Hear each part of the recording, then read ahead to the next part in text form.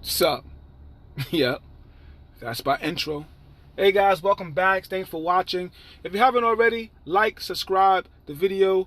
Your likes counts, man. Your subscription really helps. Let's get into this. So today we're going to be going over the generals you can get from your tavern. We'll be ranking some of the top 10 generals in this regard that could be achieved from the tavern. There are some generals, the majority of the generals, you just cannot get from the tavern. We won't just be dealing with the epic generals, as there are some generals that aren't epic. There's legendary generals that are very beneficial. But primarily, you want to get an epic general. If you don't know the difference, epic generals are the gold generals, and legendary generals are the purple generals. And if you don't know enough about generals, then know this. You want to get a historic general. A historic general is one that comes with a skill already equipped. They come with a skill already equipped. You should not be building any generals that isn't a historic general. So we'll go straight into this at number 10.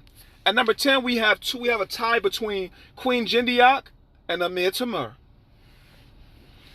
So Queen Jindiak, she, after resource gathering, brings back an extra 40% resources from world map resources spots and extra 20% resources from the alliance resource spots. What this means is, after she has already gathered the resources that she needs, like if you gather 1,000,000 ore after, that's a very important word because it means that it will not increase your gathering time.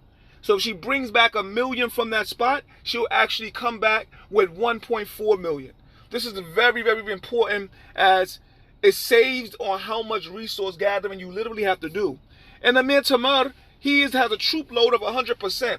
This is beneficial in multiple cases, as if you have a resource spot but not enough troops. You send Amir Tamur, he will double the amount of their load. And if you're attacking cities, he will definitely double the amount of resources you'll be bringing back when you send him. And with a base attack of 115, when you boost him up, not a whole lot, it'll help you get past a lot of those walls, especially when you get up in the high areas. Keep 25, keep 30, things of that nature. If you're a smaller troop, having that 115 attack base and you boost them up a little bit, help you get past those walls to take less damage. So that's important, because when you want to take a whole lot from a guy, this is who you want to use. At number 9, we have Dmitri. Dmitri, he increases the ground troop defense and health power by 20%, and range troops attack by 30%. The reason why he's ranked so low on the list is because this is only when he's reinforcing another city. When he's reinforcing someone, he does this. Now, this makes him a premier and standalone-ish general. Like, I don't recall another general that has this ability to be able to boost his skills whenever he's helped reinforcing. But when you have this general, this will make a setup of a bigger enemy even more powerful. This is because he will boost the ground troops, which is the meat and potatoes of your defense. He will boost their defense and health power by 20%. This makes ground troops almost unbeatable. And then the range troops, their attack is increased by 30%. Mountain troops are the troops that are primarily used in attack because of their high attack. So decreasing their attack by 30% makes them a very, very, very weak attacking troop. And there is no troop stronger in attack than a mountain troop. So this makes Dmitri a top 10 general who can be obtained from the tavern. And number 8, Lithion Keat.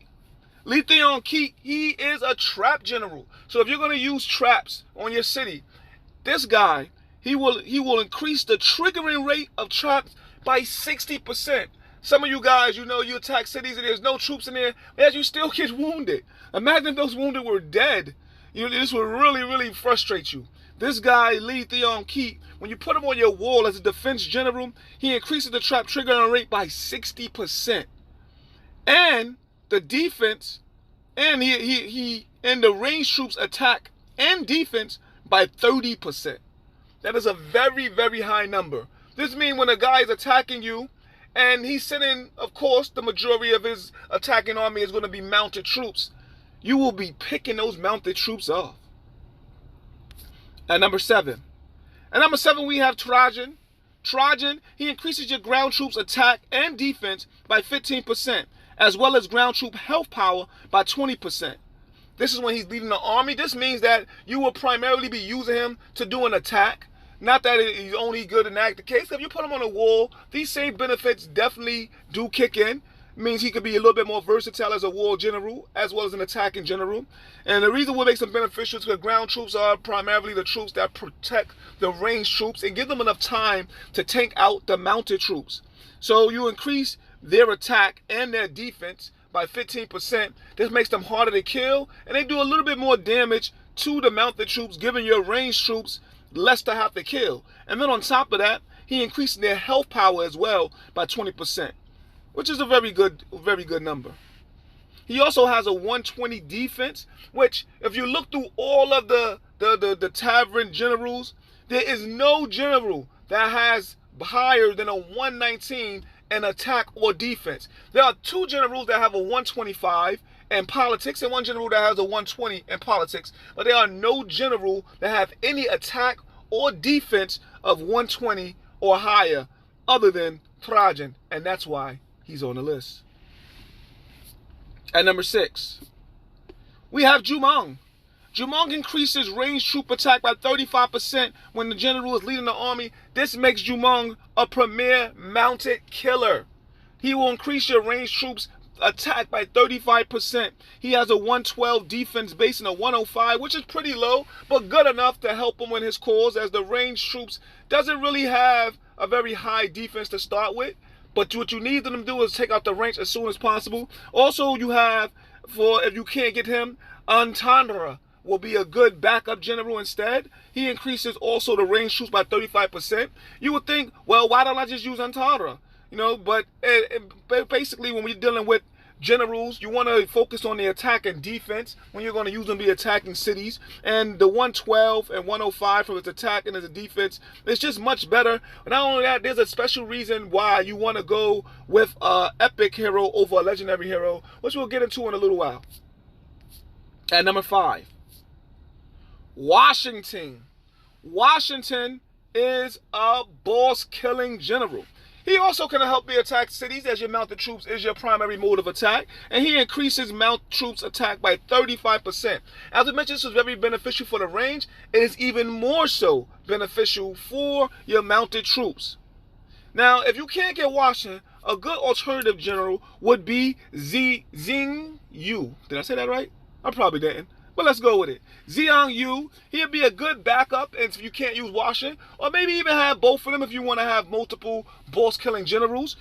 They also increases your troop attack by 35% when you're leading the battle. And what gives Zhang Yu this extra boost is that his attack is 115 and his defense is 113. So you may want to know, why not just go with Zhang Yu over Washington? This is because the specialty of your epic heroes is 4. You get 4 specialties. And when you come to the legendary heroes, you only get 3. This means that he has extra stats that will boost him eventually over this legendary general. It will be way more than that base attack and base defense that he has. This is always the case with epic and legendary. This is what puts epic above legendary generals. If you guys did not know, now you know. Washington, of course, has 103 and 104. Pretty low, but once these specialties get factored in later on, he'll be your premier general. At number 4, Barbers. I'm not sure if I'm even saying this guy's name right, but Barbers or Babers, whatever you prefer to call them, you will be using this general every single day that you log on, as he grants you a 25% double item drop rate from monsters when the general is leading the army. And leading the army simply means he has to just be inside. You have to use him when you're sending him out. He could either be being sent out to join a rally. He could be even sent to gather, or he could be sent to start an alliance rally. And then whatever case, as long as he's being used, he has a 25% item drop rate. If you don't have Berbers, who's very difficult to get at times, you can settle for Cleopatra, who has a 20% rate drop. She's virtually only good for this purpose. At number 3, we have Andrew Jackson.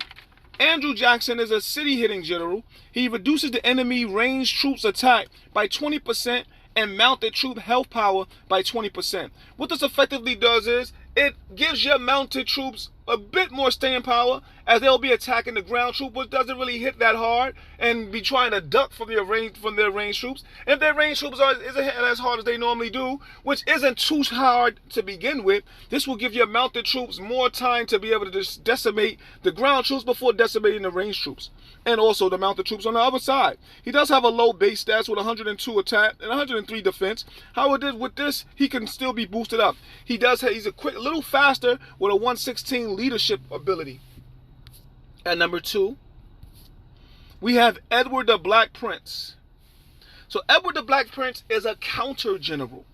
What he does is he increases your ranged troops attack by 25% and reduces enemy mounted troops attack by 15% when he's leading the army. What this effectively does is just makes you a counter for mounted type attacks. Whether you're going to put him on your wall or send him out to actually attack, which I prefer that to use him in that fashion. He is very beneficial. But if you put him on your wall, the 116 base defense is pretty high, and it will make him very effective. At number 1, we have Empress Dowager 60. I know you guys not familiar with this guy, or even have heard his name. Even though he starts off with a low base rate of 109 and a low attack rate of 106, he reduces enemy troop defense by 15%. That's every troop that is mounted, ranged, and ground. He reduces all of their defense by 15%, and enemy ground troops, he reduced their defense by another 15%, making it easier for your mounted to decimate the ground troops that they're targeting, as their defense is brought down by a total whopping 30%. This makes Empress Dowager 60 a premier general. So I want to thank you guys for watching this video. Remember, these are the generals, the top 10 generals that you can find inside your tavern. If you haven't already, like and subscribe.